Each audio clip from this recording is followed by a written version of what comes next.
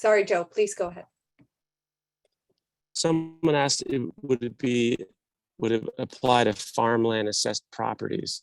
I think insofar as the residence is included in the sale of as the same transaction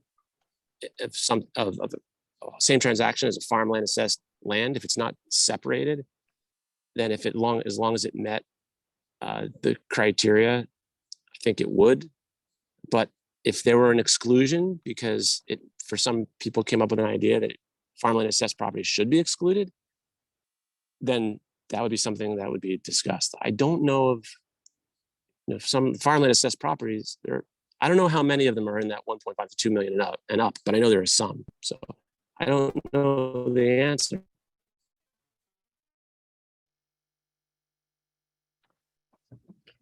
Emil, you are next, and you're not on mute.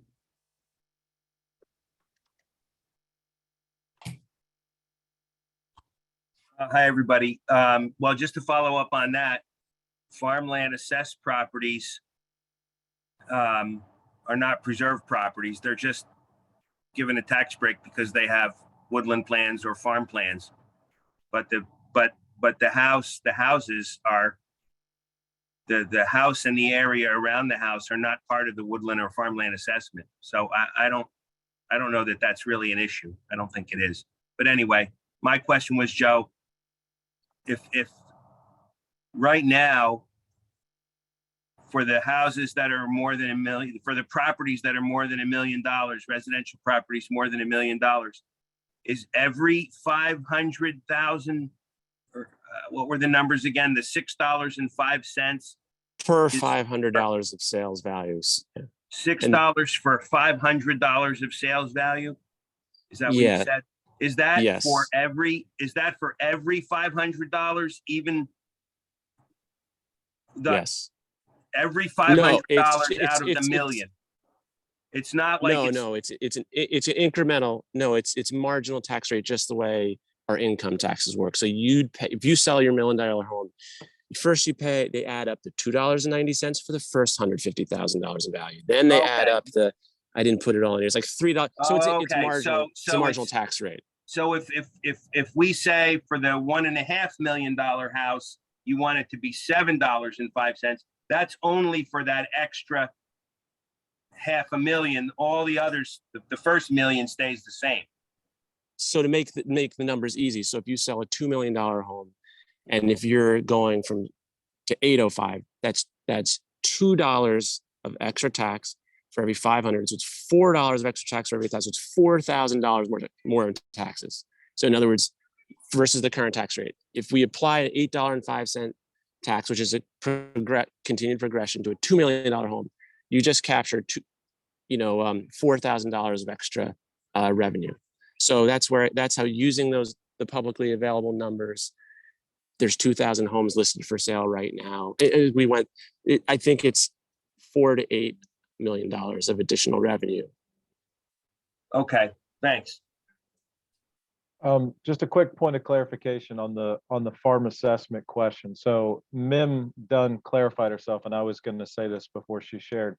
So Joe, I think the question would be, let's say you're selling a 300-acre property and you have a 1,200 square foot house on your property. The house is really not where the dollars of the sale are coming in. It's actually the sale of the land. So how do we address that, I guess, is her question. Yeah. I think the idea is, for simplicity, is to keep the which it doesn't break apart the assessed value of the house price. It's single family residential properties. Andy, did you understand? No, sorry, I'm in the woods. Start over, Joe. Sorry, I'm in the woods. Sorry, I'm in the woods supervising scout camp. No, currently the way the tax works is it's whatever the sale price is that includes it's real. It's for residential real estate. It doesn't separate out the land value from the improvement value. So this wasn't proposing any change in that. It was just proposing to extend the progressive nature of it to higher wealth brackets. Got it. Excuse me. Sarah, you're next. Okay, thank you. So this is an interesting proposal, and I just want to put it in a context of why we're here, because one of the challenges we have, of course, is that funding our agencies is a challenge. And at present, it seems like one of the reasons we're seeing so much logging is because of funding. And I don't really know the details of how that works, but I realize the DEP is not as fully staffed as it should be to do the kind of ecological restoration and rare plant work, for example, that they need to do. And I just want to applaud the thinking into alternative ways of keeping things going, as alternatives to selling timber and alternatives to writing federal Forest Service plans, which are predicated on stewardship through logging activities. And just a quick reminder of why we have a task force to begin with. It's because the citizens of this country rose up and said, we don't want any more of this massive logging in our conservation lands, on our wildlife management areas, our state forests, or state parks and other holdings, as the wrong way to go about it. So many reasons people object, and I don't need to go into that now. We'll certainly be talking about it again. But if that's the only way our agencies can do their work, is to sell timber or satisfy requirements of the Forest Service for the types of grants they can get, then we wouldn't need other sources of funding. So I support this, and I hope that we can all keep in mind all these different proposals on all sorts of things about the government, how it's running everything, including every piece of our environmental work, that the reason we have this task force is because of protests against legislation that would have required forest stewardship plans that inevitably are logging plans on public lands. And so that is why Senator Smith formed this task force, to find an alternative way to approach our natural resources that are forested. And I think we need to keep that priority in mind. I realize that some people disagree with my view on that, but I just want to keep that in people's minds as we potentially go off topic. And I see that this is on topic from the standpoint of funding. So thank you. Any clarifying questions or no? Any more clarifying questions? Someone folks? asked, would this apply to the sale of a $40 million home? Yes, the realty transfer fee currently applies to a $40 million home, and the seller would pay $6.05 per incremental value. This is just to say we have a progressive tax that ends at the $1 million home.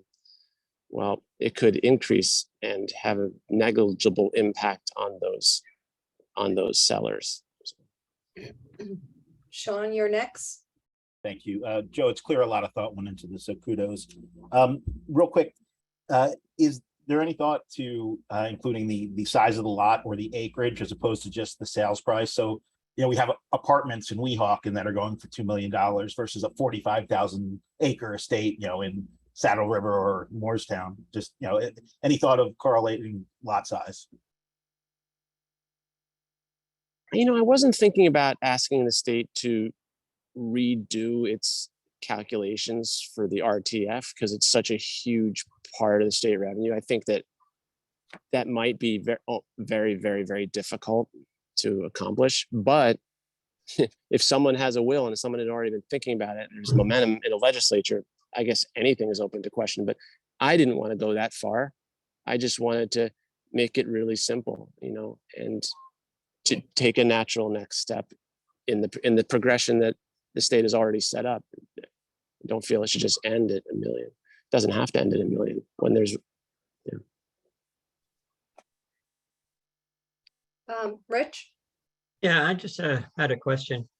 Would this have to be passed by a state referendum? There was a previous proposal that we actually agreed on that would have to be on the ballot in a referendum. I just was wondering if that would also have to be via referendum or not. That was my question. No, I highly doubt it.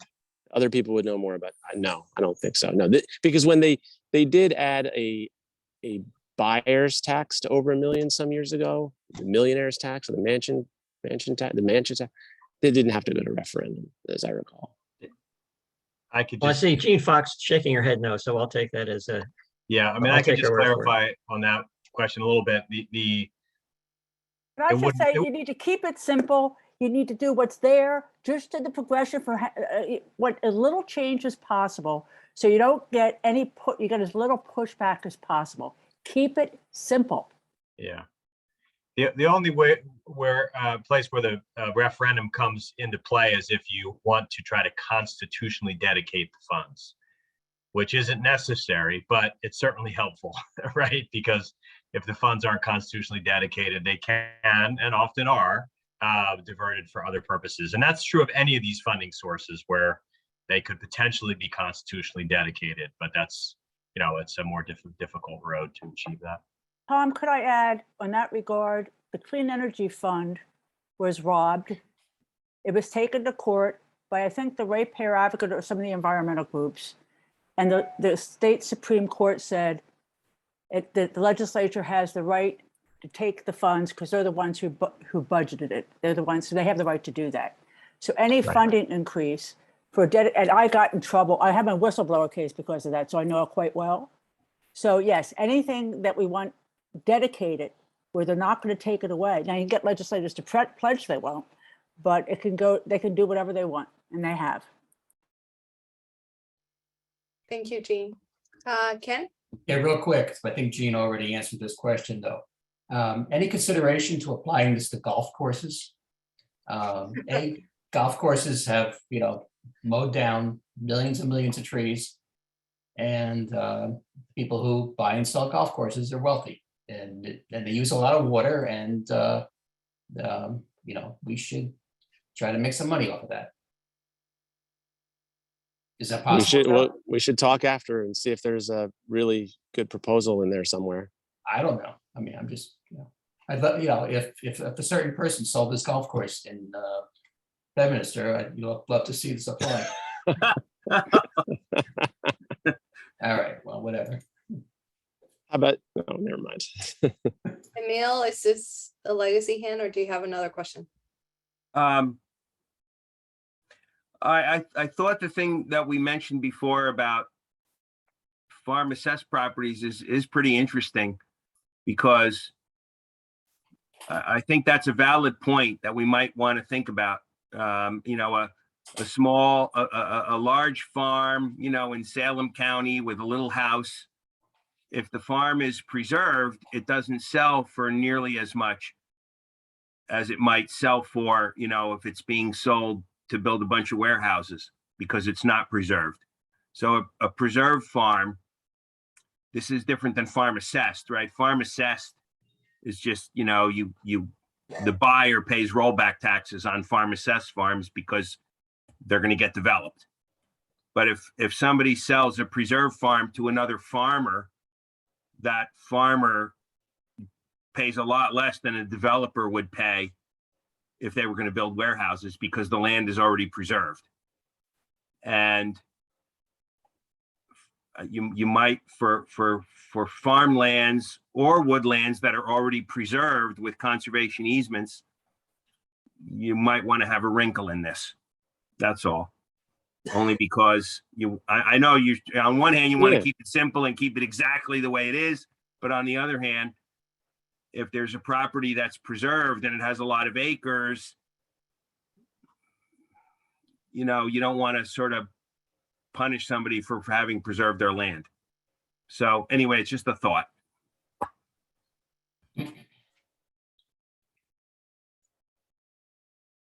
Thank you, Emil. Yeah. Joe, go ahead. Thank you. Yeah, like Emil said, it's a thought. Yeah.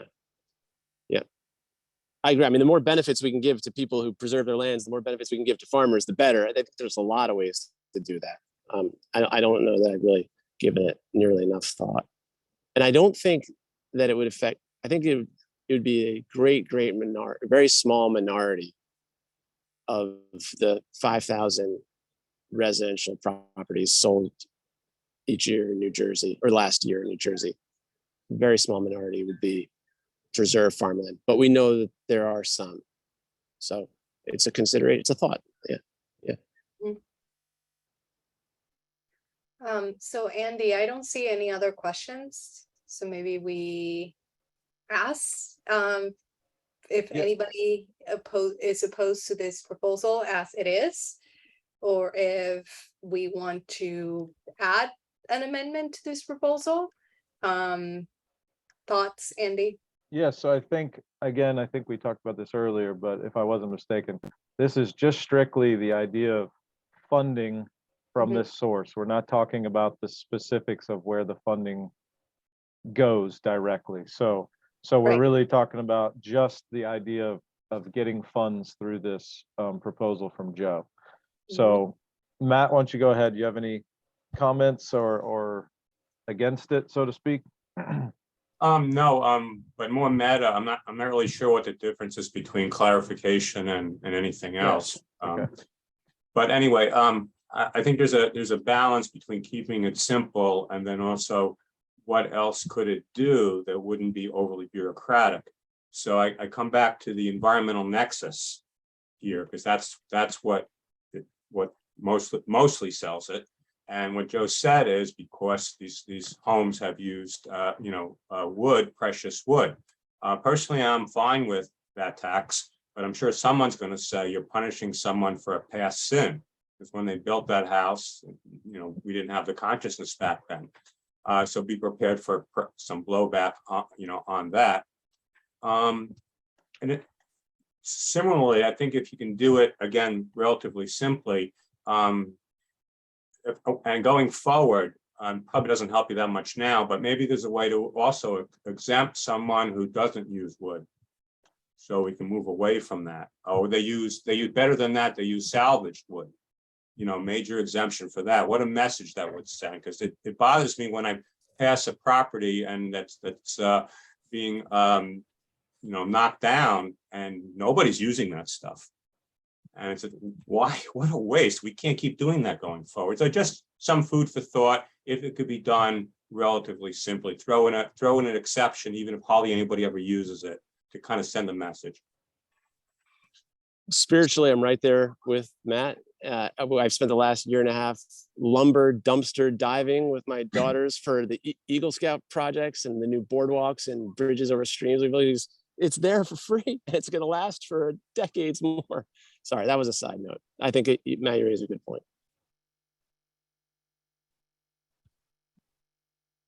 Jen, go ahead. Thank you, Matt. Thanks. My internet's a little unstable, so I'm just gonna go with voice for now, rather than camera. Joe, can you say again, did you have an estimate of how much revenue this proposal would yield?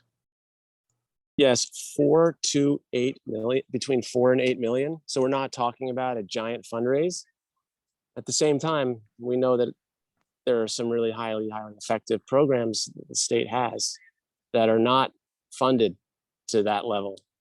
So it's not a giant revenue proposal or a game changer for revenue, but it's still substantial. A lot of really good work gets done in that budget range. Thanks, Joe. I appreciate that. My question is, given that, for example, we have corporate business tax dedicated at 6%, throwing off revenue of right now in excess of 200 million a year, and we are woefully underfunding our requests for preservation and certainly stewardship, mounting a campaign to pass a real estate revenue tax that increases 4 to 8 million, do we really think the juice is worth the squeeze at this point? Because it's going to be a lot of work with a lot of opposition for a little bit of payoff. And I think that gets to the, we don't know what we're trying to fund yet. Like, yeah, 4 to 8 million, that's a huge amount of money for an individual. But given that we generally talk about hundreds of millions, do we think the juice is worth the squeeze? I mean, I don't want to completely throw cold water on it, but in terms of time and effort to get things done, I do have that question. Very, very legit, reasonable question. I agree, but at the same time, this tax started out in 1968, just raising $1 million or $2 million, and now it's grown into 2% of the entire, over 2% of the entire state budget. So there is some room to have it continue to progress and raise more. But as to whether it's politically worth the work, I guess that is a question. It's a question with any revenue proposal, but I agree there maybe there's a way to squeeze that lemon of 200 million a little differently to make it easier to raise revenue for great forest proposals. I agree. But I also wouldn't want to turn away from a potentially very logical and natural thing for New Jersey to do just because it didn't raise all of the money we wanted. I don't know. Okay, let's do just 2 more comments here and then let's kind of wrap this one up. Matt, go ahead. I think Matt is a legacy. Oh, Yeah. sorry. Okay. So I'm next. Angela, yep. So Joe, Jean actually just said in the chat, but it could be a slightly higher rate of progressive increases for $1 million homes. So like it could keep increasing, but I guess what I'm trying to understand is you said $4 to $8 million, but that would be increasing to the $1 million homes. But right now, none of those funds are allocated to conservation or anything in regards to forests. So are we asking to allocate all of those funds, or what percentage? And I'm sorry if I missed this from you earlier, but are we asking for a specific percentage of all of those funds that the state receive for conservation purposes or forest purposes?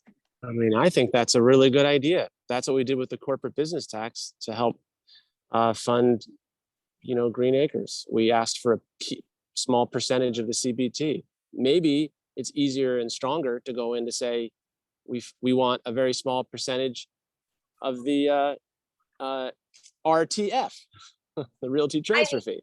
Yeah. So, but maybe, I don't know. It's a great question, Anjali. And and the answer I gave to my last question was basically because I saw it pop up in Jean's question in chat. I just stole it. Yeah. So, yeah. So that makes a lot of sense to me, but also I certainly think that we should tax the wealthy houses. And if we continue to even expand that, as Jean was suggesting, the better, because tax the rich, it's always a great idea. But yeah, I think maybe it's not part of this proposal, but maybe later on, as another topic that maybe we can bring it up separately. It's a percentage of that funding that the state receives. Okay.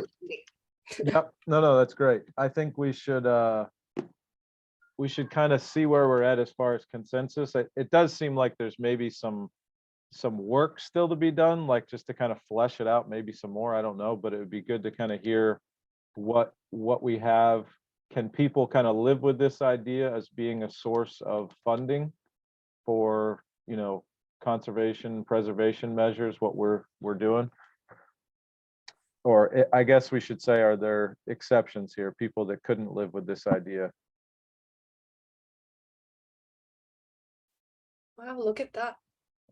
Oh, Jen. Almost. Oh no. Ma'am. Sorry.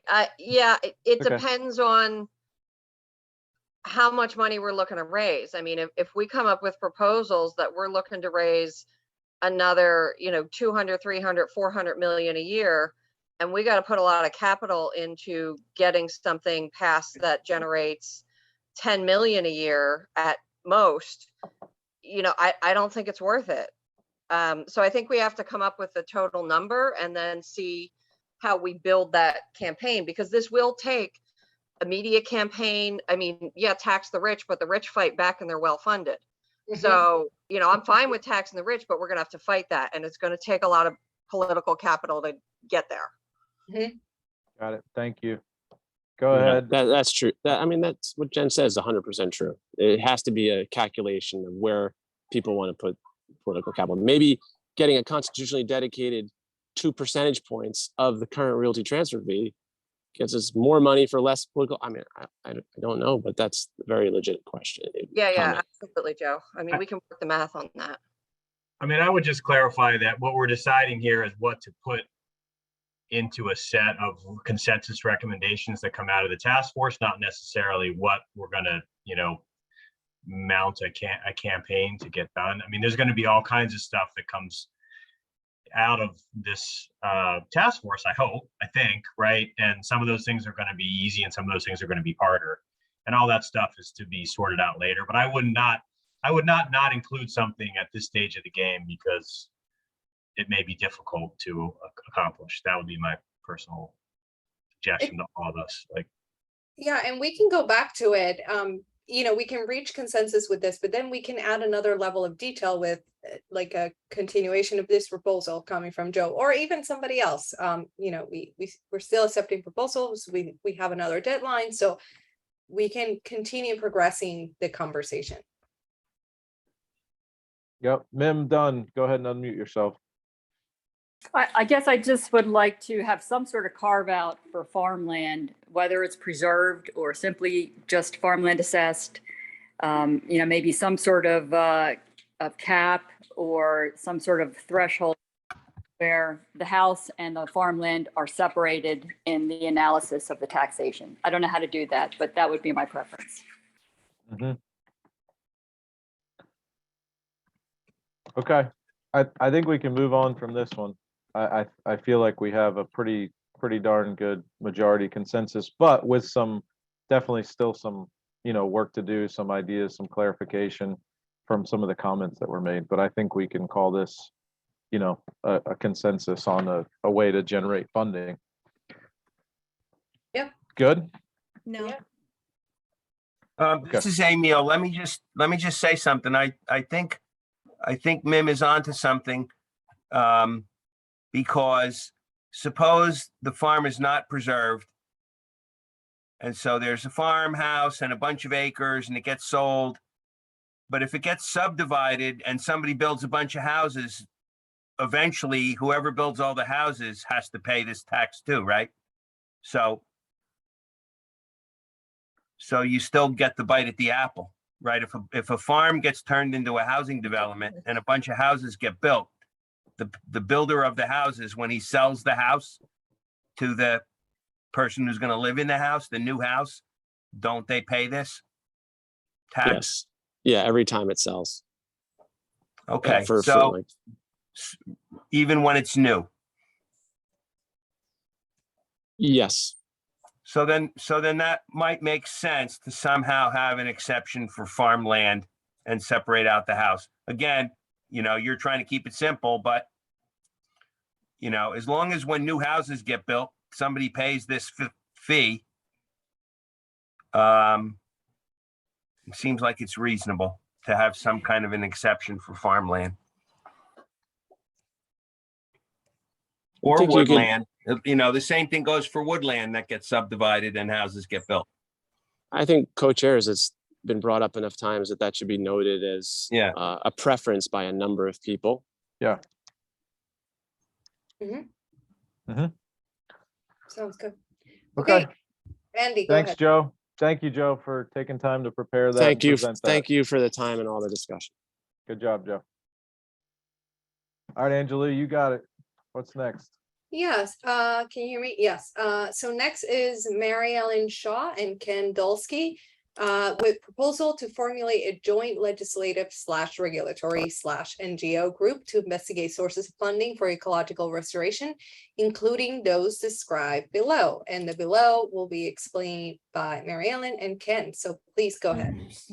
Yeah, let me just jump in and then I'm gonna have Mary Ellen describe her proposal. So I think all the conversation we've had so far will hopefully make this easier and we can apply a lot of the same principles that we already discussed to these kinds of ideas.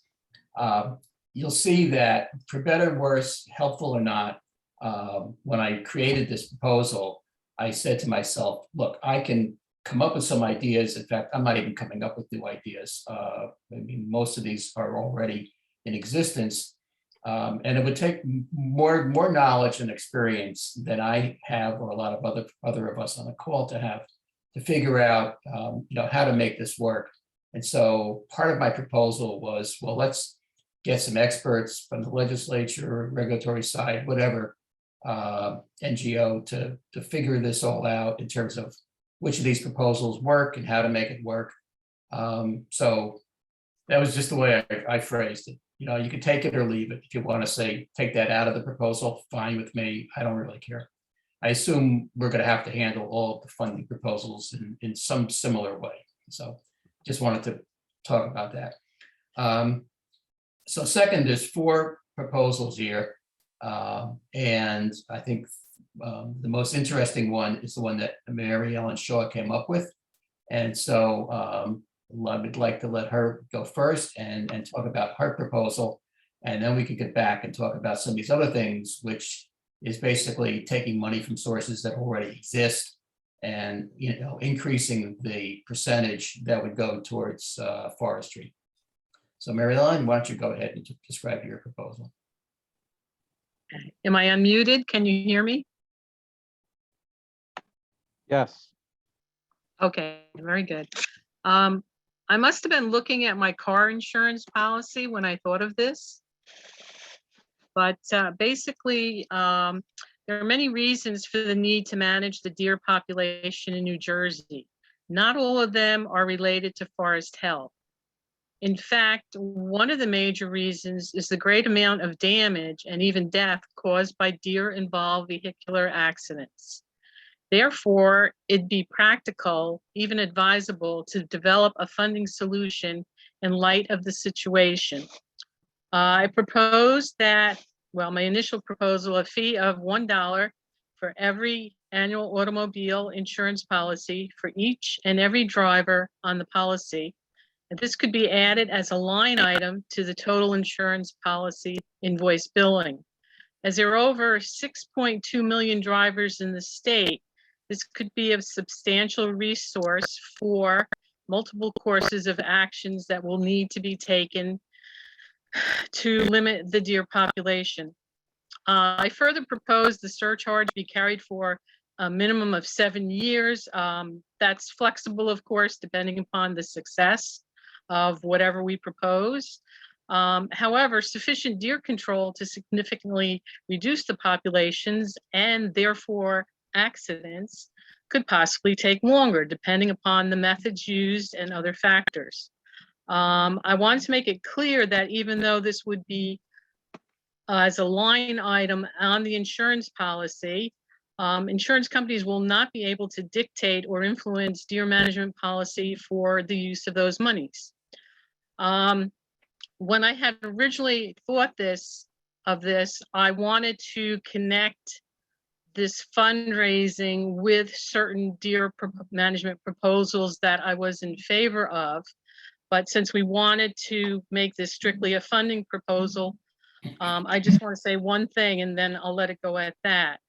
I wanted to explore less of the hunting options since we already have 100 days open in deer season a year. And I wanted to explore with these extra monies that we would be generating some alternate methods of deer control. Okay, done. So do you want to talk about this or do you want me to go through the others and then talk about all of them? So Ken, you have many sources of funding in your proposal. Why don't you give like a tiny background, just 1 minute for each, maybe even less. And then people can just ask questions about specific ones. That's about all I know about each of them, to tell you the truth. Okay.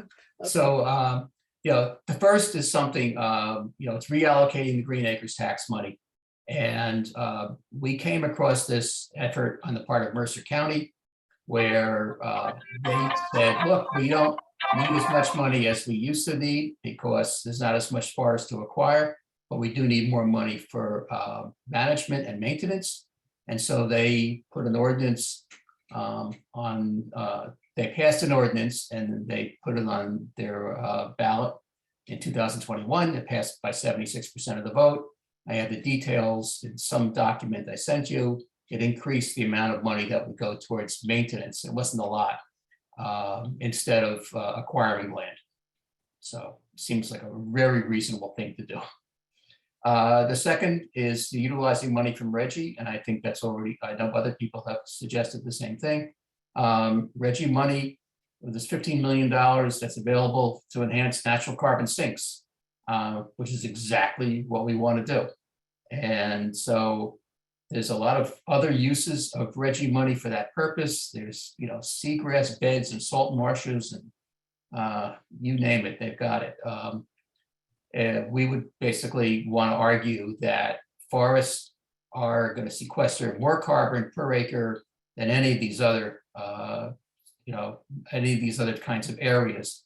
And therefore, more money ought to go to protecting forests and helping maintain forests with their extremely high levels of sequestration. The third one, which I just pulled out of the air, was if there, I have no idea, but if there's any USDA money, I know there's obviously money to write FSPs, and unfortunately FSPs are generally written as logging proposals, which is not what we're looking at. But if there was any way to explore USDA money that could be used more, purely for pure ecological restoration, invasives, deer, etc. And we could allow accredited ecological managers rather than foresters to write them, then they wouldn't be called FSPs perhaps. But try to get some of that money from USDA, again, based on protecting the forests, increasing sequestration. So that's then an overview of the 4 proposals.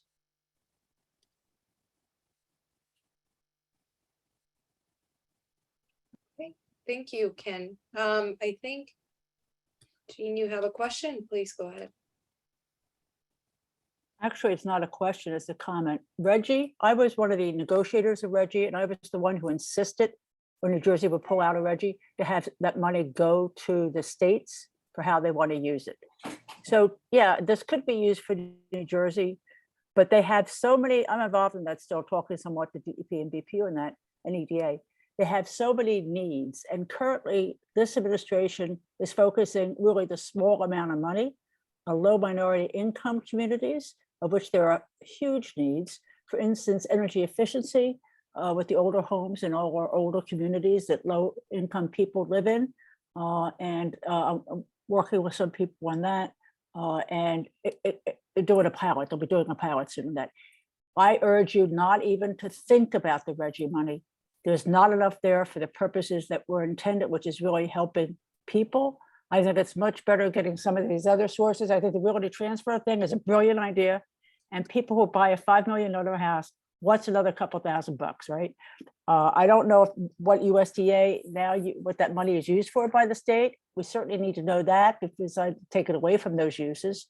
My guess is not enough for whatever it's used for. But I think we could look at that. I don't know that, but I know Reggie, and there's no way she would even think about going after the Reggie money because everybody wants the Reggie money, and there's not enough of it for the purposes the state wants to use it now. Well, I'm not arguing with you, but the New Jersey has already allocated $15 million for, carbon sinks and improving sequestration. And that's nothing either, right? It's nothing what we need for carbon sinks and sequestration. Well, we could determine DEP gets 20% of the money, BPU gets 20% of the money, and EDA gets 60% of the money from Reggie. So, DEP is doing it for what they can use it for right now. BPU is doing energy efficiency stuff, but it's really EDA money, and this is not an EDA area. It's a valid point, Jean, and I cannot speak for New Jersey DP. But I do think Ken is right in the sense that it's been allocated already, and I don't think they can just shift money from one pocket to another. I don't currently know what they're using the money for, like carbon sinks currently. I don't know what. I mean, going forward, they currently could. They could change it every year. They could do that with their 20%. But and we could check with them on that if you want to. Yeah, I think that's something that we need to follow up on. If that's okay with you, Ken. Okay. Of course. Sure. Okay, Nancy. Yeah, I just wanted to address the Green Acres money, I think what you're referring to is open space tax money.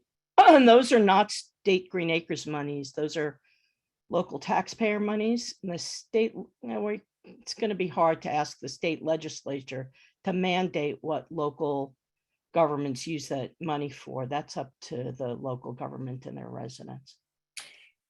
That's a good point. I hadn't really thought about that. But, we could try to get the counties to follow Mercer County's lead here.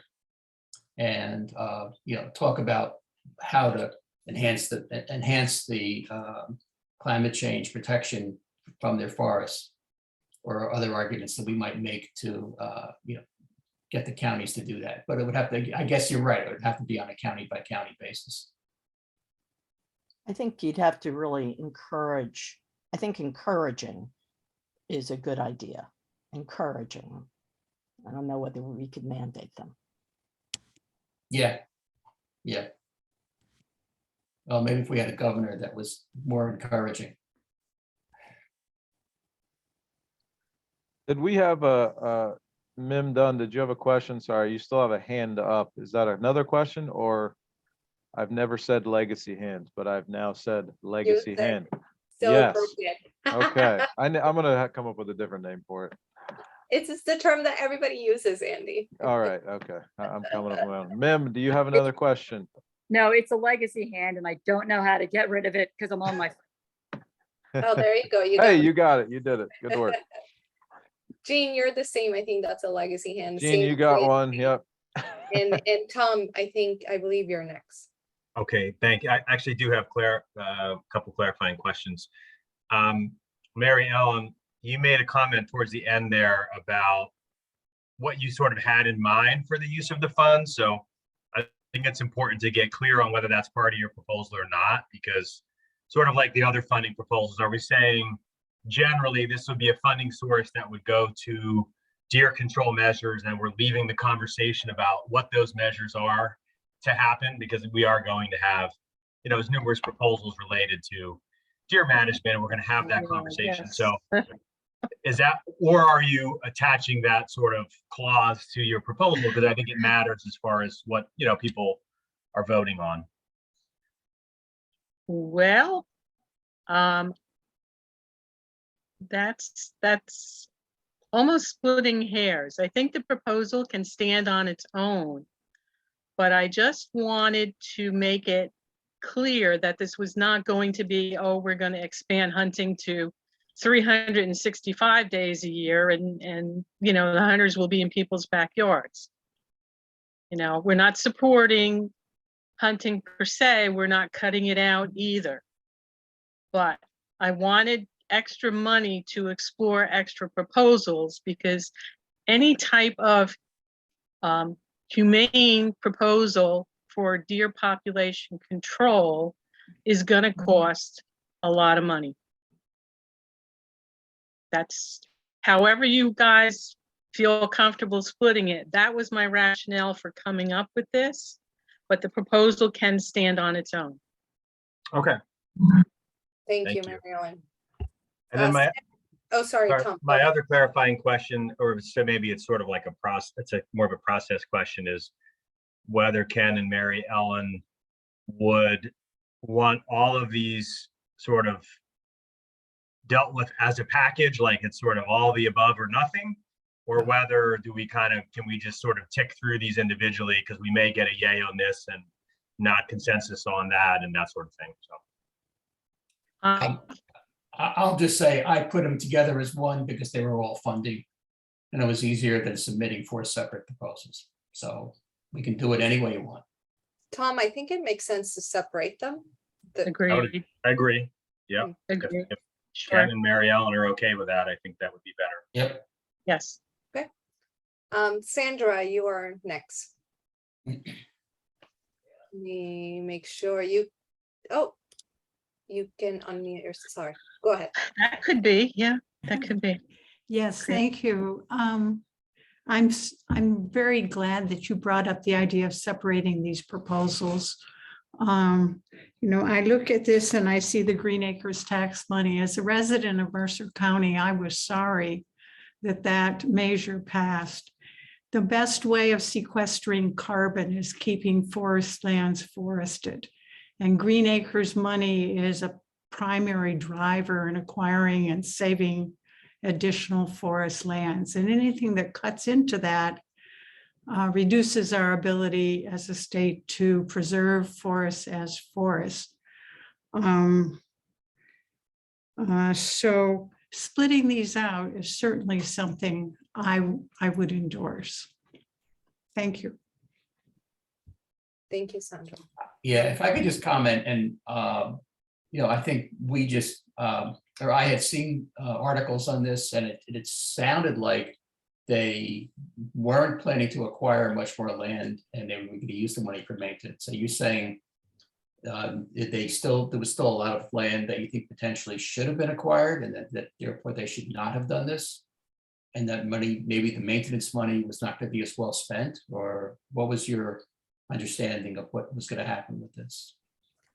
Well, I think that once land is developed, it's very unlikely it'll become forest again. And most land that's sold is sold for development. I don't know the details of what Mercer County planned to do with its use as for maintenance, but you know, everything is a matter of degree. How many trails do you want built? How many swing sets do you want installed?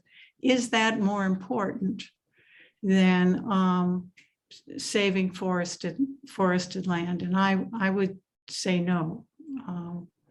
Saving them. Some municipalities I know do feel they've preserved everything they can preserve, but they are not all municipalities. There are many municipalities and counties looking for ways to preserve more land. And I think we should use whatever resources we can to help that. Thank you.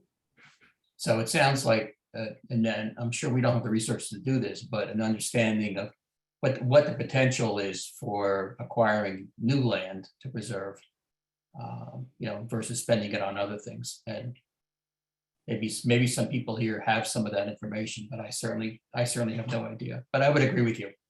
If we can acquire land to protect it, that's more important generally than maintenance. Okay, thank you, Sandra. Browen, I hope I'm saying your name correctly. Alice, you go next. Oh. Hey, Anjali, this is Bronwyn Ellis. Thanks so much. This question is actually for Mary Ellen. So I was looking at your proposal and I wanted to know, in my view, in looking at forest stewardship plans, this seems to be, your proposal seems to be more fish and wildlife management, management of the actual forest rather than forestry per se. And I guess my question would be, what forest management activities would you propose that would bring the forest or have the forest as your primary goal, and then the deer as your secondary, or the deer population reduction as your secondary goal? So I just wanted to know if you had any thought about that, the proposal itself. Okay, Ed, the proposal may appear a little bit upside down, or putting the cart before the horse, as it were. I think it's generally agreed that deer are a problem for the forest. Okay, so I kind of took that as like the platform. And then the easiest way to make money, to get money, is to spread it over a large group of people who are interested in this for an entirely different reason. And I think that would make it a palatable, item. I'm with you 100% on how you want to fund it with the insurance. I love that surcharge on the insurance. I just don't, it doesn't fit forestry in my world, in my regulatory view. That's all I had. Right. Well, this is probably not the group where I started out in the other group, so we're more like in the dirt with the bugs and the the deer and the, you know, invasive things, you know, invasive flora and fauna. And at this point, the deer are probably invasive. So from that point of view, I thought it was legit, even though I kind of worded it a little differently, because I think it will be politically palatable in the long run. Thank you. Okay. So do we want to pull this apart, Anjali? Another question? I think, Oh, I that don't was, think we have any more questions. Yeah, I think we should start. Why don't we start with Mary Ellen's proposal?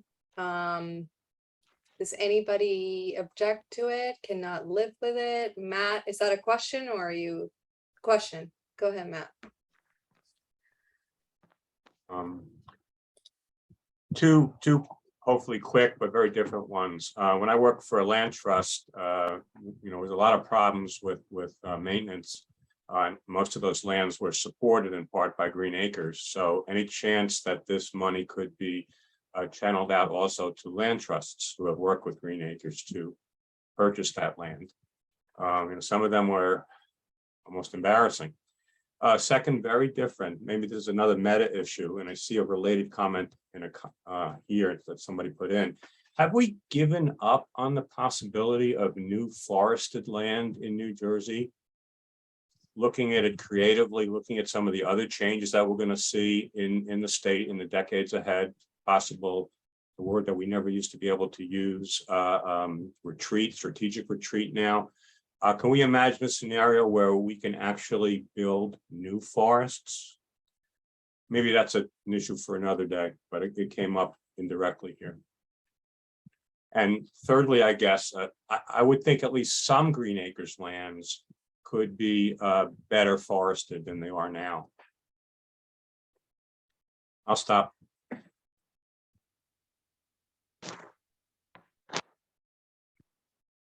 Okay, Sarah, thank you, Matt. I just want to point out some good comments in the chat that make sense about this whole fundraising business. And Julia suggested maybe the recommendation is the task force thinks there should be funding raised, and here are XX suggestions for consideration. And someone else said, I agree, we need to be strategic with putting out recommendations to the public and media about funding. So anyway, I just want to point that out. I'm not sure I would vote, you know, go along with a plus consensus on it as phrased, but if that is potentially a sort of friendly amendment, or there's openness to taking that approach, I just thought I would share what's being discussed. I think that makes sense. Thanks. Thank you, Sarah. Andy, do you have any comments to this? I think my comment is, yeah, I saw that. Thank you, Sarah. I saw it in the chat. And I definitely agree that we have to be strategic, specifically with what's going to be in the report.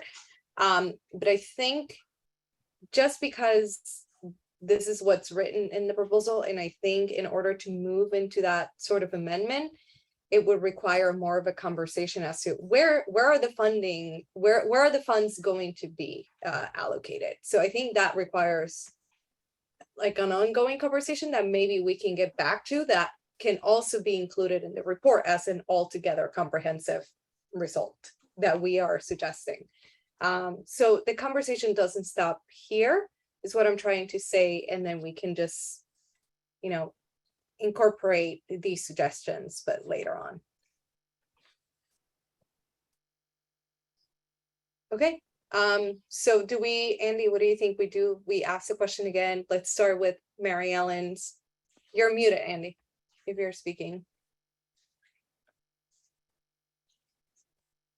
You, there you go. Yeah, I think we kind of break this thing apart like you were doing. Go ahead and all right, kind of jump into that again. Yeah. So is anybody opposed to Mary Ellen's proposal for the $1 charge in auto insurance?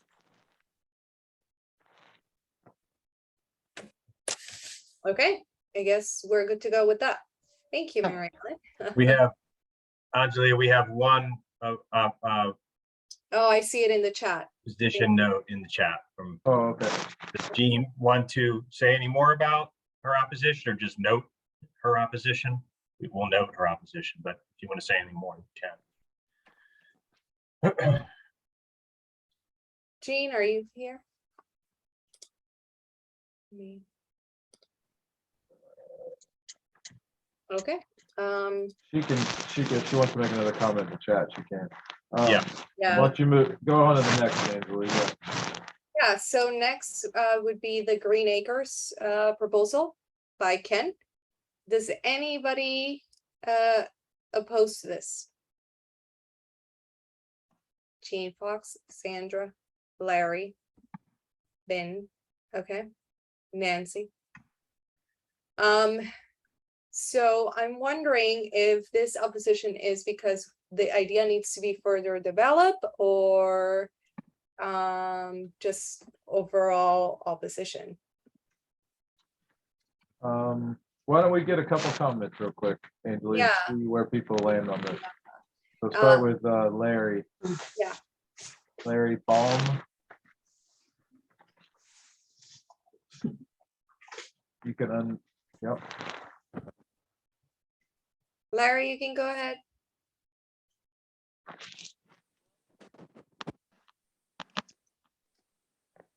You are not muted. Larry, you there? Okay, let's go to Ben then. Oh, his mic is not working. So yeah, let's go to Bing and then Larry, let us know in the, oh, okay, Larry will type in the chat. Okay, Bing. Yep. Yeah, so I guess it might be a clarification I need because it said in there that he prefers it be written by ecologists for restoration plans. So the notion of an ecological restoration plan being a substitute for a stewardship plan, I don't agree with that. In terms of tax money being used to develop forest stewardship or fund projects like management, that's okay. But I would be very cautious about limiting the ability to follow up with those sorts of options. It could lead to potential limiting of carbon sequestration, pathways potential, and it does seem to kind of, conflict with like people's relationship with the land. So on those grounds, I would have to oppose this proposal as it stands. If he wants to like reword it, I might be non-opposed to it. Excuse me, I probably don't know enough to reword it, but our focus, and I'm representing Empower New Jersey, and I'm also going to say I'm speaking at this point because I know what the New Jersey Forest Watch position is that we are opposed to logging and timber harvesting. So any of this money would go to the kinds of ecological restoration that we have been talking about, invasives and deer, and potentially pathogens and the like. And so, however that gets written, I don't know. I understand there are ecologists who are competent, trained, and able to write those kinds of plans. And, that's what I would want to see this money go for. Now, we had previously discussed the fact that we were looking for a viable means of raising money separate from the use. Although I was one of the first ones to say, I'm not going to approve it unless the use is something that I support. So I'm not going to rewrite this. Is the bottom line on that. And if you want to vote on it, just from a financial standpoint, that's up to you. Could you clarify if that's proforestation based? Is that what you're putting forth? Yeah. Because I don't recognize proforestation as a viable conservation strategy. Okay. Okay. That's noted. Then. We'll All right. debate that another time. Mm-hmm. Nancy. You can. I'm yeah, not going to reiterate what Vin said, but I'm basically in that camp. Okay, thank you, Nancy. Miriam? I would agree with Nancy and Vin. Okay, thank you. Jean? Yeah, as somebody said, and I forget who it was, there's a lot of land that we can still preserve in most of the counties in the state and a lot of the municipalities. So if we want to press for counties or municipalities to use your land for another purpose, Green Acres money for another purpose, fine. But I would, whoever, when we have a lot of land to preserve, and my gut says we need to keep, most of the Green Acres money needs to go for acquiring new land to keep that open into the future generations. And so my guess is I would have opposed to anything we do in this one if it was statewide. I'll have to admit that after hearing that, I'm in agreement with Jean. You know, we looked at this and said, here's one county that, you know, where maybe it makes sense, and we should look at whether it makes sense in other counties. And I admit I am no expert from understanding how much land is available. But if there's a lot of land available and the Green Acres money is not sufficient to buy it, then we should not take the Green Acres money away from that purpose. Okay, thank you, Jean and So Ken. I'm going on record as the first person to oppose his own proposal. This is very much recorded, Ken. Julia, you go next. Sure. There are several people that I really strongly agree with. I strongly agree with Jean Fox. I strongly agree with Ken, what he just said. I strongly agree with Larry and Ilse Bauer with what Larry wrote in the chat. I think that we should really only be supporting proposals through this effort where we're not removing wood from our forests, and that we should be keeping heavy machinery out of the forests, and we can't. I think we're straying way into a bunch of other issues that are really not on the table right now. All these things we're going to talk about, but I think what's happened here is, I mean, as I read your proposals, Ken, they were not specific about any of this stuff. I mean, you generally talked about raising funds for, you know, forest restoration, period. I mean, so we got to be clear what people are voting on here, and I feel like the water has gotten very muddy very quick. So, but I think that's because there's a misunderstanding or disagreement, perhaps, about what forest stewardship means. Yeah, I think on all these things, though, we've kind of, and I know it's hard, we're kind of separating out potential sources of funding from the harder conversation about where that funding is going to go, which we're going to have. So,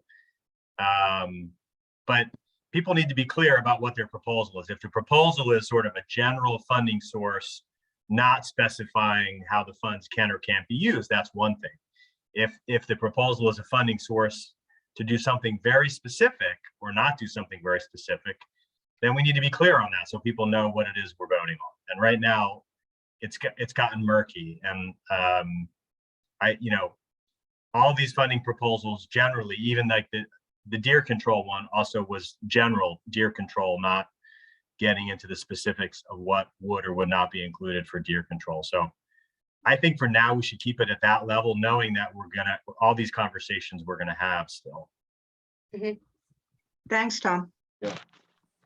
So I think we should skip to the third one, Angeli, since Ken kind of agreed that moving funds around from, you know, Green Acres was, in hindsight, he's thinking maybe that's not the best idea. So I think we should move to the next one, don't you? Sure. Next one, also coming from Ken, is Reggie funds. It's the 15 million that has been allocated. No, is it 50 million? Yeah, for carbon sinks. Nancy, Larry, are these okay? If everybody can just lower their hands so I can ask the question of who. Sorry, Jean and Sandra, can you lower your hands? I'm just gonna ask who is in opposition of this. Okay, all right. So Jean, please go ahead. I'm opposed to it as it is now. However, I don't have a problem with somebody checking with DEP on where they see the proposed uses to be in the future. I really don't like it as a former BPU person for 24 years, and the person who negotiated Reggie for New Jersey. But, you know, it's a possibility that I might agree if DEP says, yeah, this is a great idea. But otherwise, I probably would disagree because there's so many needs for that limited Reggie money. Really for low minority income areas, which there's not enough money for that now. Energy efficiency, whole building, I'm working with that whole building energy efficiency, which would include asbestos and lead and all kinds of stuff like that. Not enough money for that. So to me, even though this is a huge priority for me, you got people who need it more. So thank you. Thanks, Jean. Alex? I agree. I think that that's a critically important point that was made, and being very, very aware of from where funds would be taken is a responsible step. And I also think it's important to note that this proposal in particular presupposes an outcome. So, you know, once we establish so on and so forth, and I think that there is an understanding that we're going to talk about some of this later, but maintaining optionality with what we do to the benefit of our forests is critical. So I don't want to presuppose an outcome and bury it inside of a funding proposal. Thank you, Alex. Sandra? Yes, I just want to mention that to my knowledge, New Jersey is the only state in the RGGI program, which is regional, that uses any of its RGGI monies for forests and for natural resources. This is something quite unique. And while we can discuss exactly how it should be used, the fact that it is being used for this purpose at all is quite remarkable. And that's all I have to say at this time. Yeah, that is in fact the case. And the first RGGI money we got, working with Brad Campbell, who was my cohort this, and then Lisa Jackson, who I love, we actually put money into urban trees, the first RGGI money. So that's always been a priority for BPU and DEP at New Jersey. Of course, the 8 years of RGGI, of Chris Christie, we were out. But when we negotiated this, and I was the one who raised this, originally the money was supposed to go to the generators, which would be hell on earth because they already made money. But the use was was to additionally lower impact carbon or greenhouse gas emissions. And the states would decide how to best use that. And originally, they were arguing with me about like using like 20 or 40% for it. And I think originally it was like 40% could be used for it. It's up to the state. Well, now, and then like later on, all the states used all the money for other things. It could go for refunds to customers. It could go for energy efficiency. It could go to anything the states want if it was lowering greenhouse gas emissions. So New Jersey, if we're still the only ones, shame on the other states. But we got it from the very beginning. DEP and BPU understood that that was a priority, especially in our densely populated state. Okay, so any opposition to this? This is the third point of Ken and Mary Ellen's proposal. Any opposition? I mean, opposition to the RGGI money? Yes. Yeah, I'm okay for now, but I likely will oppose it later, but we'll see what DEP says. Julia? Is that opposition or? That was opposition. Thank you. Can you explain why, Julia? Well, really, for all the reasons that you have heard. I mean, I think there isn't enough of it, that it really should be going to our low-income communities, that we should be finding other sources of revenue for this purpose. Need more. Okay, more. thank you, Julia. Alex, you're back. And then Tom?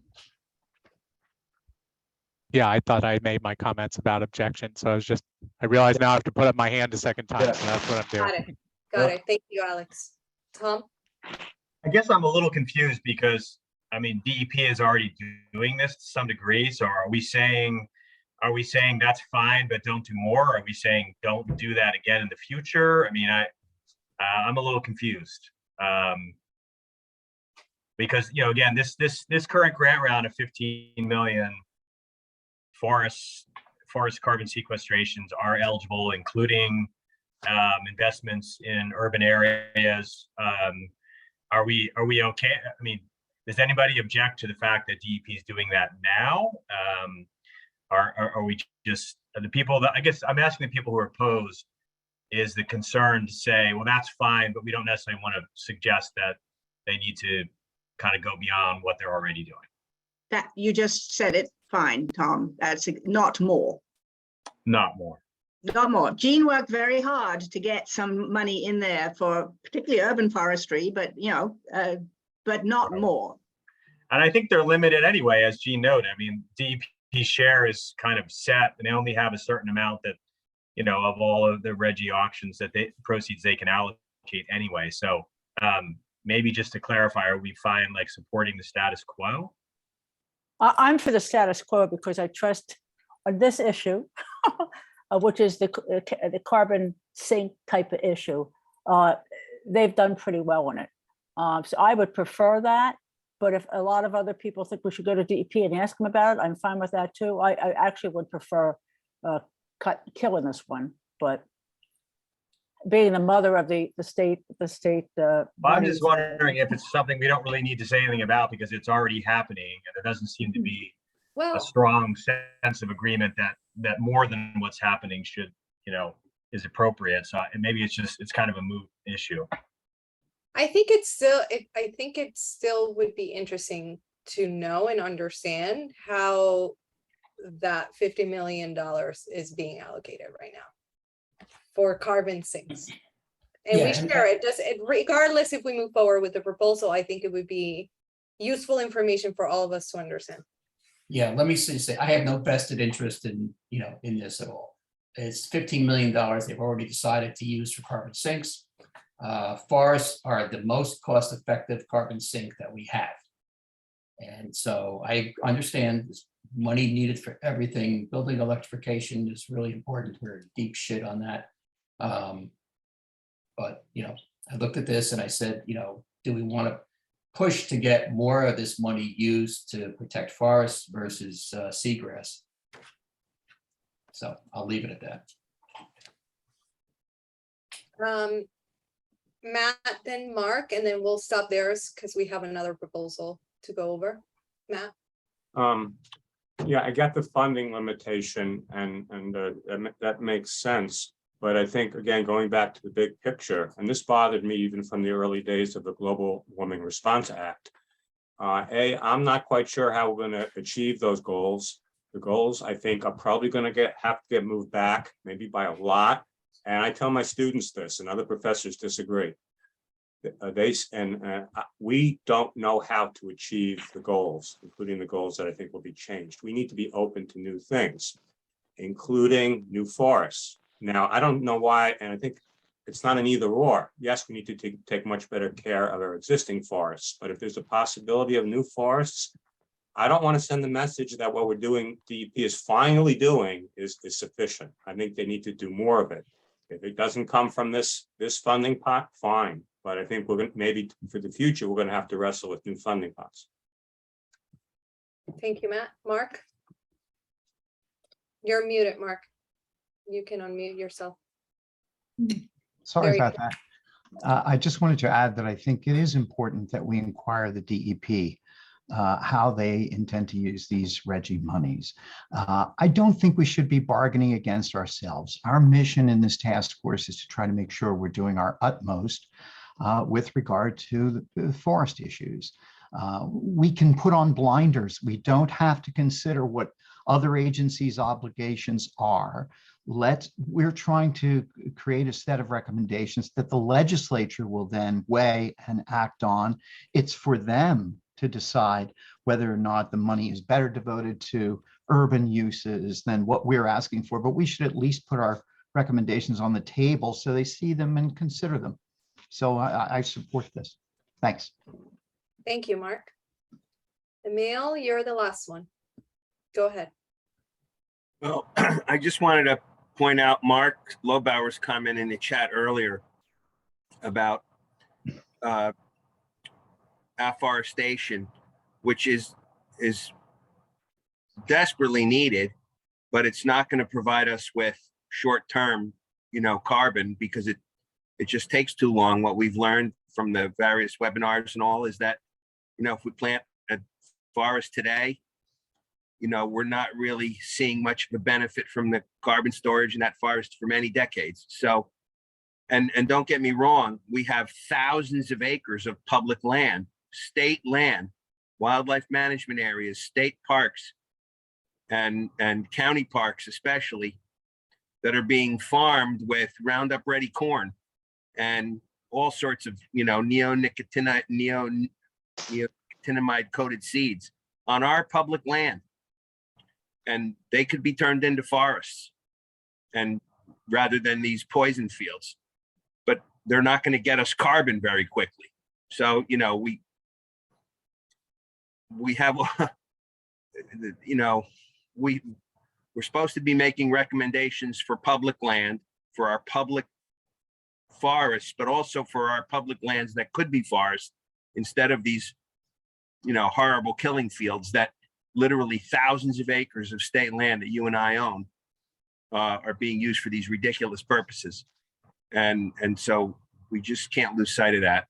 And I'm not sure how it fits into this proposal, but if there's a way to use some of the existing Reggie money to reforest our public lands, then we should do it. And again, I agree with Mark. I don't think we should just be living with the status quo. We should try to make it better. So Emil, I hear you. So I think in order for us to move on, I think we need an answer for the DEP. And why don't we circle back to this conversation once we all have the information? Because we cannot just continue to speculate, right? Because I feel like that's what we're doing right now. And if okay with everybody, let's move on to the last proposal for today. Andy, what do you think? Yeah. Yeah, the only one we didn't touch on though, on Kent, was the fourth point. He talked about USDA money. Oh, There was one so more sorry. component. Yeah, sorry. So sorry, Ken. So the last source of funding is USDA. We should redefine these functionality to be ecological restoration plans and only allow accredited ecological managers to write them, but try to keep USDA funding. That's what it says. USDA money to write FSPs for public land.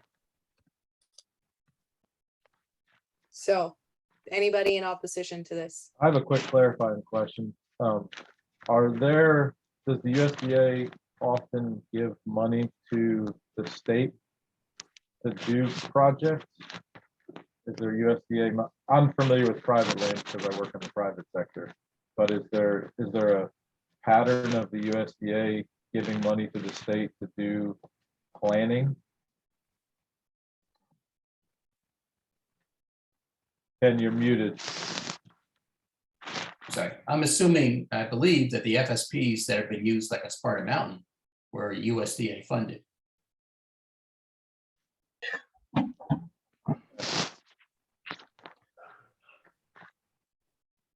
That would be an interesting question, though, if you could even get those funds out. I don't know. Right. I mean, it's a valid point. Are we starting a new thing, or is this an existing thing that we are reallocating? That's your question, right, Andy? Essentially. Yeah, my question was just, are the funds available from the USDA to be used for this, state agency or whatever to write plans or whatever? I'm not sure they are. I'm just asking the question. Yeah. Well, this may be something that you need to investigate more before you can vote on anything. I just wanted to throw it out as an idea. Yeah. Yeah, and just to jump in for a second, we might want to table this one and fold it into the conversation we know we need to have about forest stewardship plans, right? This is one of the bigger, more contentious topics that I think is going to take a lot of discussion. And so maybe we table this, we get a little more information about what is the status of USDA funds being available for forest stewardship plans, and then we put this back on the table when we do have the broader conversation about forest stewardship plans generally. Yep. That's good, Tom. Yeah. Yep. Sounds good. Agree. Ken, thank you. And Marilyn, thanks for taking so much time to put stuff together. We know you spent a lot of time and effort, so thank you. Okay, next, Angela. Okay. Wait a minute, I just lost my document. I apologize. Yeah, so a next proposal is Matthew Olson or Matt Olson and need for actionable and comprehensive forest management plan for New Jersey public lands. Matt, if you are here, He was here earlier, I saw him. oh, there he is. Okay. Hey, here I am. There he is. Hey, so thanks again for the opportunity, and good afternoon, everyone. So as and Julie was mentioning, my name is Matt Olson, and I just want to kind of clarify on the front end. I'm an employee of the state. I work for Stockton University, but in this capacity as part of the task force, I'm really just representing myself as a citizen of the state. So again, just kind of thanking the task force for all their hard effort here. I also want to kind of give a quick shout out while I have a chance here. I don't have too much time to talk, but I'll give one more shout out. I actually had a little bit of feedback on my proposal over the weekend. I'm going to keep that person anonymous at this point, but I just want to also give kind of a shout out and a thank you to that person. You know who you are. So really what I'm proposing and what I've written here really is that I would like to see the state develop what I would see as being a comprehensive and actionable forest management plan for all forested lands that basically the state is tasked with managing. And so this, in my mind, when I say comprehensive, really what I'm talking about is kind of thinking across multiple scales. Let's kind of take it from the state level. That's obviously the most comprehensive. Let's look at all of our state land areas and come up with a plan that really addresses all of those as one large cohesive group. And then we can always scale those down appropriately to the individual forest land ownership or like the individual land unit, where obviously when it comes to management of local concerns and local knowledge and all that's going to become pretty crucial to effectively managing those areas. What I also mean by comprehensive isn't just the kind of the spatial aspect of it, which would include state to kind of local levels, but I would also suggest integrating both active and passive management into that comprehensive plan. What I mean in this case, when I say active management, I think we all have a sense of what I mean here. We've been throwing around terms like stewardship. I've been hearing that a little bit, although kind of like spun in a negative light. I don't quite see it that way. But my background's in silviculture, so when I say active management, it's all about practicing appropriate silviculture when and where it makes sense to meet specific objectives. And I'd like to see our state land managers basically be able to practice silviculture because that's what they're trained to do. Let them do their jobs. And then I would also want to see areas that are, in a sense, reserved for passive management. So you can call it proforestation, ecological reserves, set-asides, whatever you want to call it, but areas that are designated specifically for just let natural process basically determine the fate of that area, right? Just like minimal intervention by humans, only if it just makes sense for hazard tree removal or whatever it might be. But for the most part, just allow that forest to sequester and store carbon and just kind of maximize that benefit or that one ecosystem service of climate regulation. So really, in a sense, if you participated or listened in on the webinar last month, Drs. Keaton and D'Amato, I thought did a very good job of kind of laying out, in a sense, kind of like what I'm discussing here to some degree. But in particular, Dr. Keaton, he really advocated for this holistic science-based approach. He gave the example of the Northwest Forest Plan, that basically in Washington State, they're basically integrating both, not just both, but a variety of different land management frameworks with active and passive management, and different degrees of active management, different intensities of that. I'm not necessarily suggesting a wide range of variation in terms of active management on our forest lands. I would still like to see some active management taking place where it makes sense to do that for the benefits that brings to a forest. So whether it's biodiversity conservation or addressing forest health issues, climate resilience, we're hearing a lot about that. And then you would have those areas that would be kind of the set aside areas where the focus would be more from a climate change strategy or response strategy. Those would be the mitigation areas. That would be the mitigation bank. We're really putting everything in those areas as a carbon sink, right? So I really see kind of an integration of those two active and passive management approaches happening and comprehensively considering kind of like issues at the state level and kind of where it makes most sense to practice some of that at a state level, and then zeroing in on the individual forest units themselves and having specific plans that kind of tie into the larger comprehensive plan. A lot of this, in a sense, is kind of, I think, laid out to some degree in the State Forest Action Plan that came out in 2020. But in my mind, it's not really an actionable plan. It doesn't really tell you what to do, where, and when. And so it's not really a forest management plan per se, but it's more of a guiding document that can be used in developing more specific actionable plans. So it serves a really important role. I don't want to demean and diminish its value, but I think we need to do a little bit more as a state to manage our forest land. And finally, just to kind of bring this idea of the holistic science-based approach, integrating these multiple management frameworks into a single system, both active and passive management, is really going to be more appropriate for addressing the widest array of societal values that we place on healthy forests. It's going to supply the habitat needs for a large variety of species that are native to our state. It's also going to create opportunities to sequester carbon and to maximize mature forest cover and mature forest structure for species that benefit from that, but then also getting various other ecosystem service benefits from that, such as climate improvement, that kind of thing, climate regulation. So really what I'm advocating in this case is just to really avoid anything where we're putting all of our eggs into one basket. One size fits all approaches when it comes to something as complex as a forest generally does not work well. It's not very good forest resources management policy. In particular, when you're talking about times of great change, there's a lot we don't know about the future, right? The future is very uncertain. It's even more uncertain today with climate change and invasive species and things like that. I think the last thing we want to do at this point on kind of, I don't want to sound too poetic here, but on the precipice, if you will, of great change, the last thing we want to do is drastically limit what we can do on our state land. We owe more to our citizens.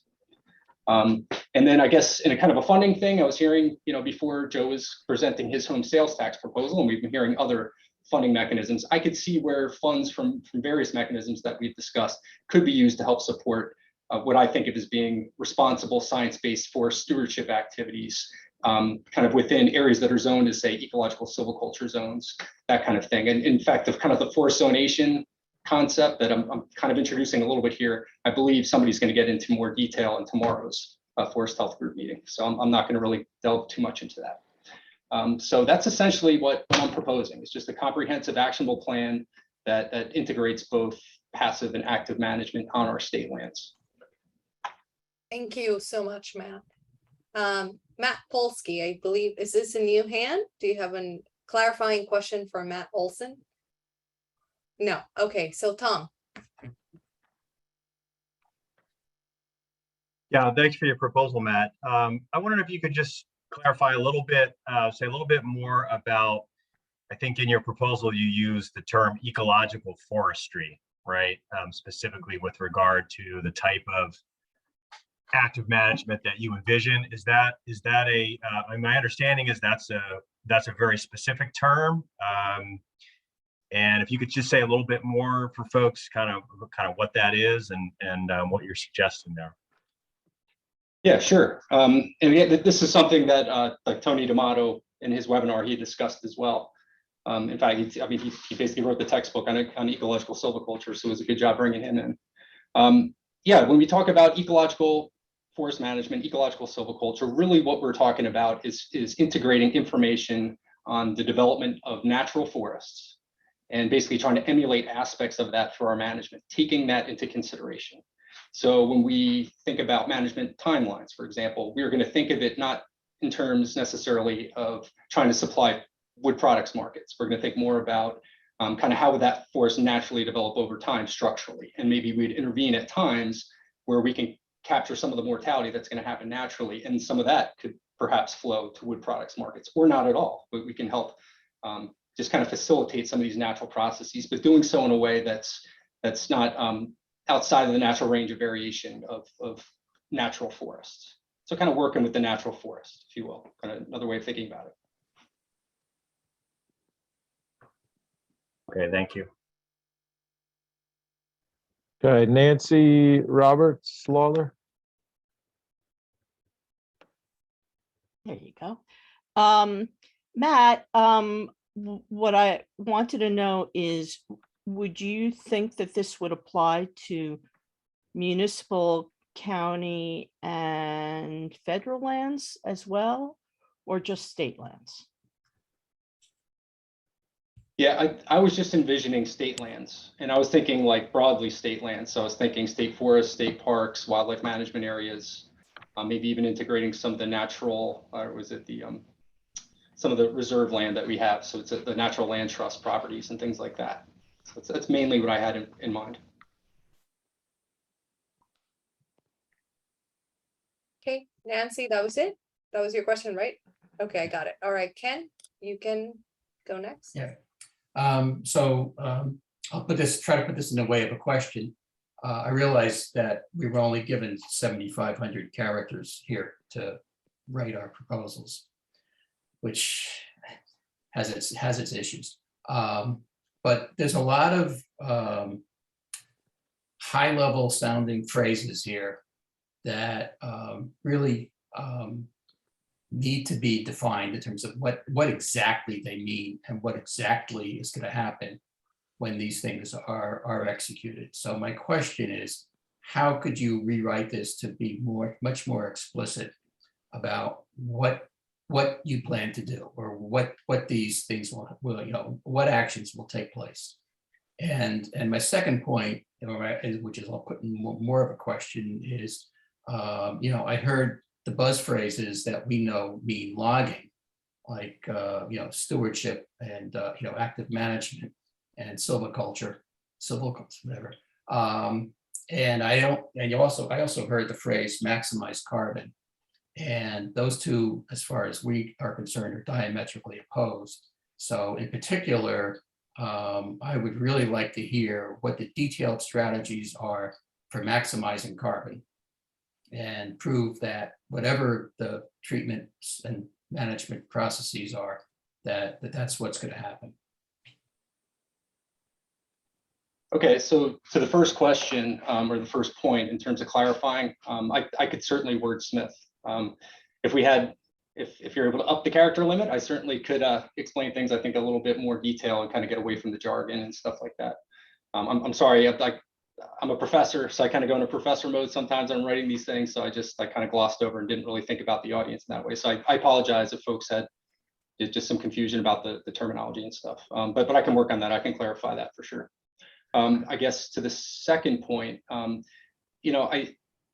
agree with you. So for any one given stand, right, like the two are mutually exclusive. Like you really cannot maximize carbon storage and then also practice good adaptive silviculture.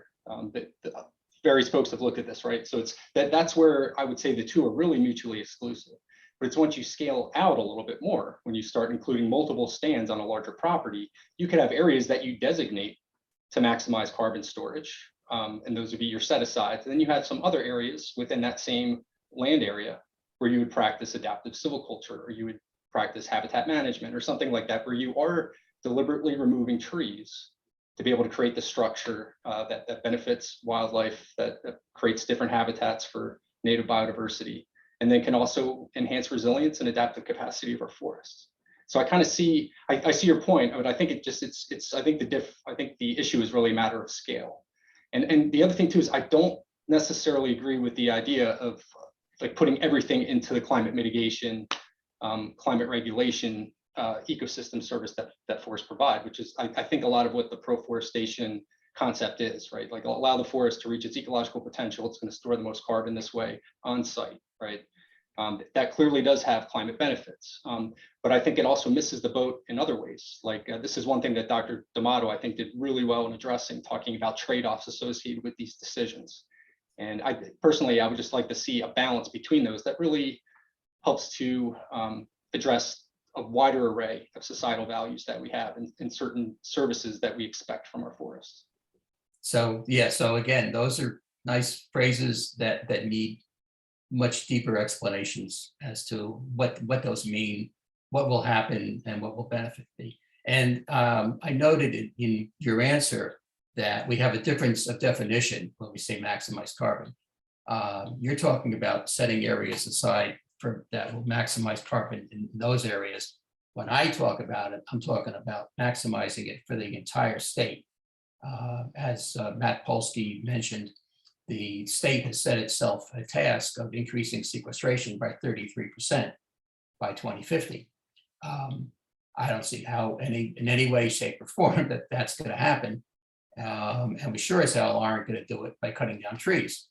So our definition, my definition, I'll just say, is maximizing carbon and along the views of the Global Warming Response Act, which means maximizing our carbon storage and maximizing sequestration, throughout public lands in New Jersey, not just this stand versus that stand. So there's a lot that needs, I think, to be unpacked and explained here. So I would, well, we'll get to the yays and nays. We're not there yet, Ken.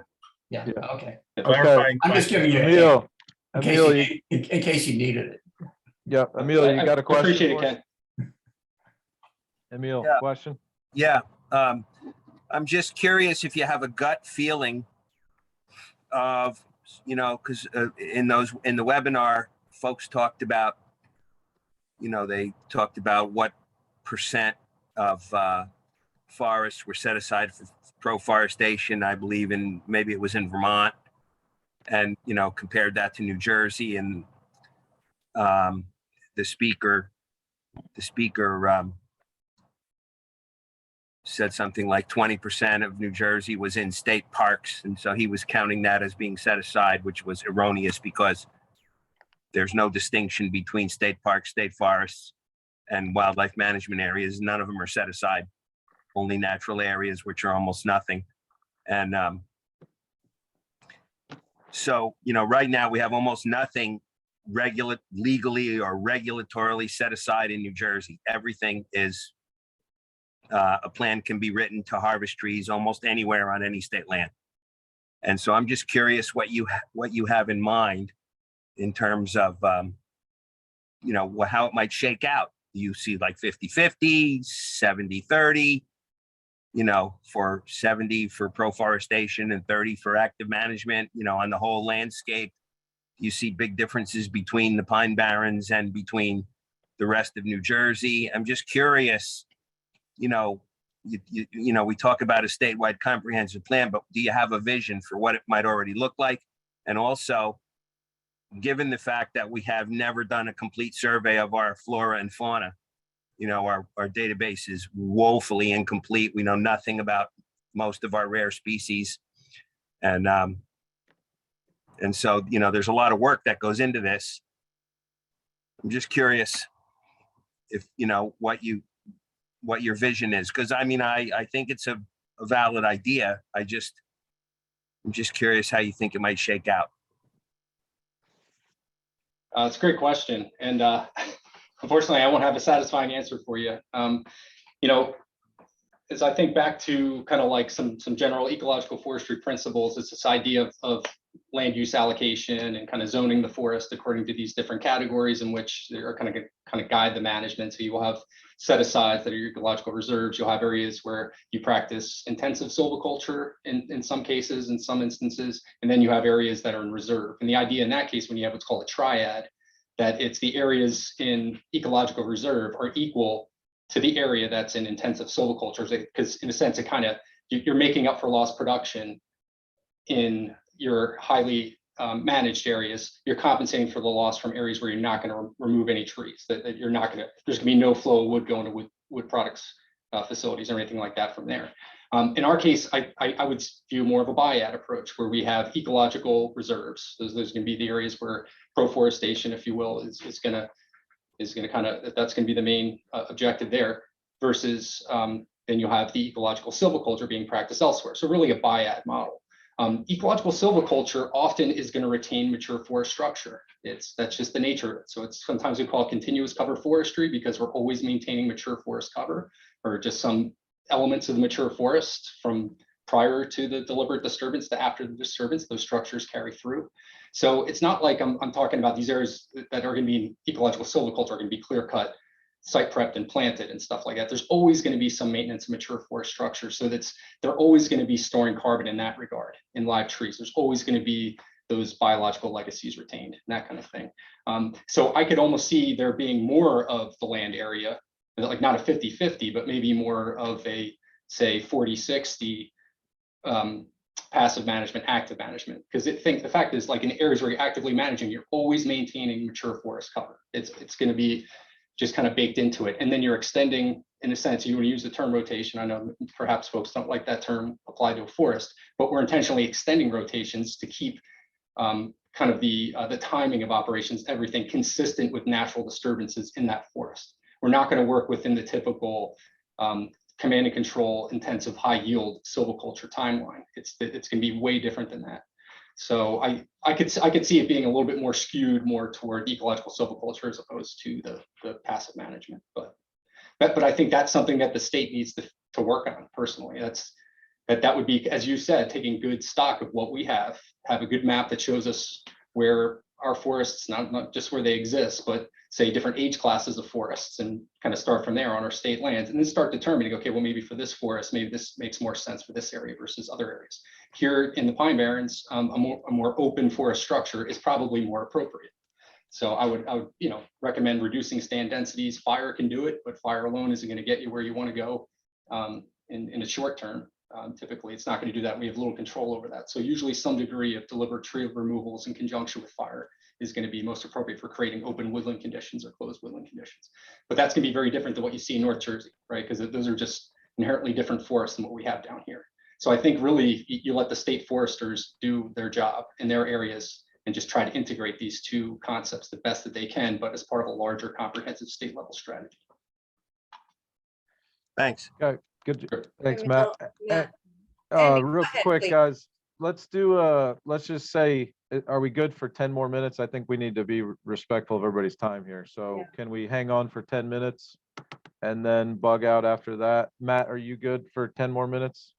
Okay. Yeah, Andy, I also want to flag that Leslie Sauer has been doing this for a while now. So if we could just, Sylvia, you would be next, but if we could give Fine. Leslie some That's fine. space Sure. to ask her question. Leslie, go ahead, please.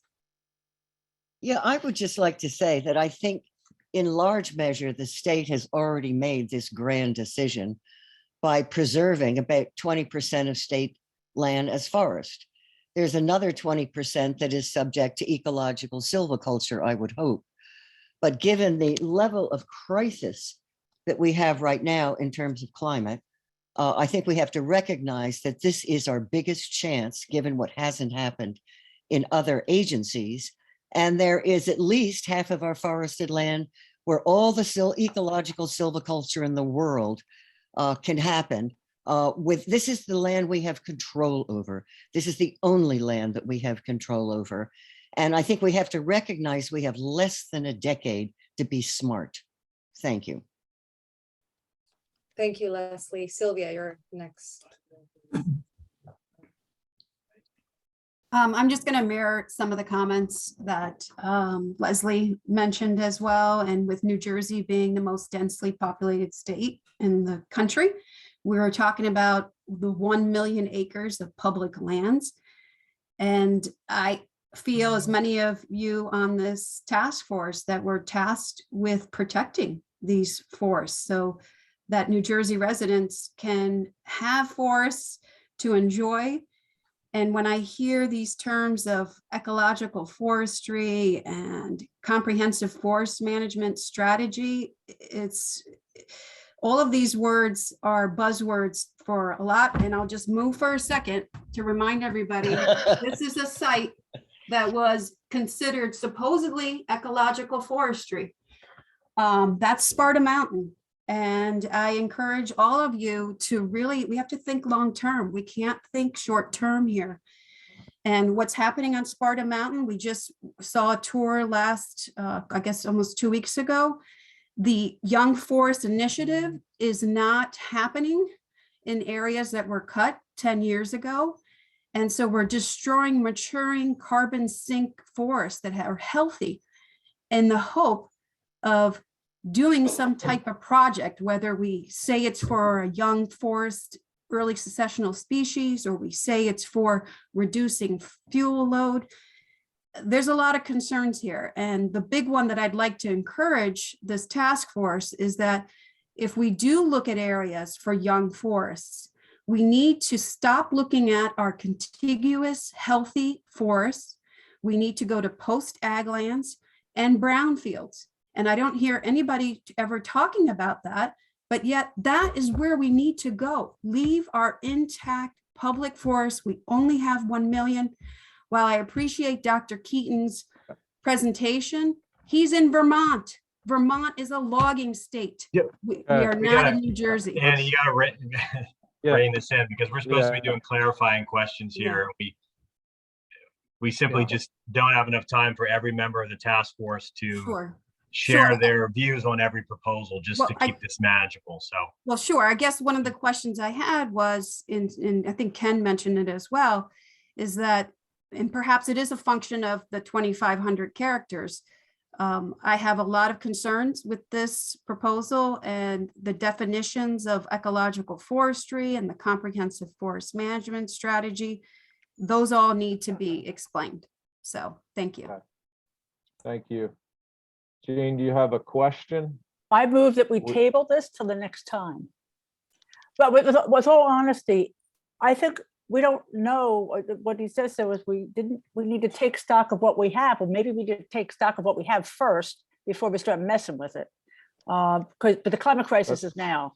And so cutting down things makes no sense to me because we're like dying now. But I think we need to table this because there's a huge discussion. And I would say that right now, his proposal ain't going anywhere with this group. So I suggest we table it until we get into the bigger discussion. Yeah, I think we're going to continue this conversation in the next meeting. So for the next couple minutes, we'll take more clarifying questions. We're not going to solve all the problems tonight. But this conversation is going to kind of continue into tomorrow with Tom and Eileen's group. They're going to be addressing some of the same things. And then obviously when we speak in 3 weeks and we talk about proforestation, passive management more specifically, we're going to be kind of fleshing this out some more. So I think it's wise to just kind of keep the conversation going. If you have a question, again, let's try really hard. Tom, thanks for interrupting us before. Questions are what we're looking for, not commentary. So Sarah, if you have a question, that would be fantastic.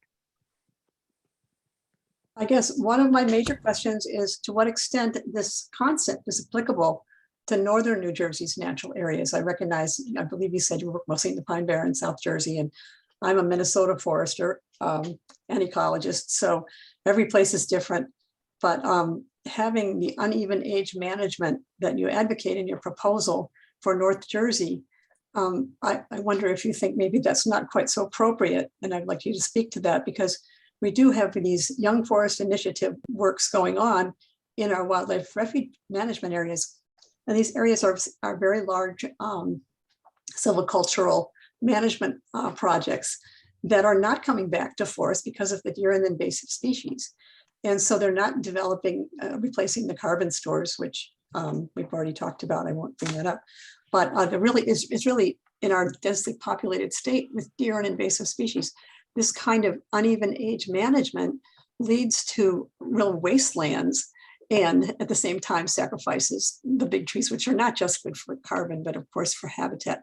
So maybe you could just speak briefly to to what extent you feel that silvicultural practices like we've been seeing could be made beneficial to the state in the north part of the state. That's a good question. Shoot the deer, keep the deer out. Yes. Poison all the invasive plants or pluck them out. So, I mean, that would be it, because I think that's going to be required as well. Like, I mean, our forest does have a natural regeneration capacity, but then you have these factors that are drastically limiting it. So we need to remove those obstacles, right? And so I'm hoping maybe in this discussion, as this task force, we're going to come up with some funding mechanisms to be able to support some of that reforestation work. I think it's important that natural reforestation happens too. It isn't just us going out and planting trees. I think planting trees is fine. I'm not, getting away from that by any means, but I think that's also part of the strategy. So I'm suggesting that there's going to be some additional amendments we're going to need to make to our silvicultural practices to be able to regenerate our forests successfully, to get them back to that point where they are sequestering carbon and on track to doing so and providing that climate benefit. Now, as far as like in no way, and I'm sorry if it came off this way, I do not advocate uneven age silviculture in like northern New Jersey forests necessarily. I would not across the board recommend that. It just depends on the stand and depends on what's appropriate given the species composition and everything. You know, if you're trying to regenerate oak in those areas, it's generally not going to be very successful unless you're doing something else. So I guess my thing is let the state foresters who are most knowledgeable in those lands, working with those areas, they're trained in all the things that I've been talking about, let them do their job. And I think it all worked out. I don't know how else to put it, but I guess maybe I'm an optimist, but I just don't like the idea of limiting our options at this point. And I'm just not sure that, universally just stopping any type of deliberate tree removal on our state lands is really the wisest thing at this point. Okay, we got time for one more question. Ken, quick. Yeah, so I would just say, when you say, let's not limit our options, that needs, again, a lot more definition because it sounds alluring, it sounds like the stock diversification approach, which sometimes works and sometimes doesn't work. Value stocks took a long time before they even started to come back a little. But if you say, keep all your options open, well, if you look at your life, one of the options is suicide. Okay, and it's not a good option, but it is an option. And that's frankly what cutting trees seems like to us. It's suicide. So I don't support, I would need a lot more information. So Ken, what's and your what I question? would need is specifics on what all these options are before Okay. accepting, a broad argument that, we need to keep all these options available. Okay. All right, guys, it's 6:11, so we're gonna wrap it up tonight. Tom, quick question for you. Is Matt rolling into tomorrow or no? Do you want that to happen or do you need to think about it? Yeah, let's think about that. I mean, Matt, are you available tomorrow? And so it would be same time, 4 to 6, same Yeah. time frame. Yeah. I think I could be able to make it. I do have a meeting tomorrow, but it should end Yeah. before then. I mean, my guess is, I think, obviously we're hitting on some of the big issues here. I don't even think this is one that is gonna, like, if we just carry a little time over for Matt tomorrow, that we're gonna resolve this one tomorrow. So, and a lot of the proposals tomorrow are, in a similar vein. So, I don't want you to go to any trouble, Matt. I think we're gonna, plus we're gonna be talking about these issues August 15th and 16th as well, where, reforestation is gonna be one of the big topics. So, I think if you're able to be there, great. Don't go to any trouble. We're going to be obviously talking about your proposal and these issues, quite a bit more. I think we can just start with Matt's proposal in our next climate meeting. Andy, if you're okay with that. Yeah, I think we could at least think about that. Yeah, tying that in. We'll keep you posted, Matt. That's a good idea, Anjali. Yeah. Yeah. Cool. Matt, I just want to add something else, Matt, not to give you more work, but we keep hearing clarifying to clarify the language. So maybe if you can not submit a proposal, that's not what I mean, but like come back to our next meeting with like, what do you mean by these different terms, so that I think that could help a lot of the questions. Sorry for giving you more work. Okay, thank you. All right, sorry, Andy, go ahead. No, thank you, Matt, for your time. Thanks for spending so much time preparing that. Thanks for sharing, and thanks for all the questions, everybody. We're gonna wrap it up. So those of you who are on the ecological group tomorrow at 4 o'clock, they'll be ready to go. So thank y'all. Take care. Thank you.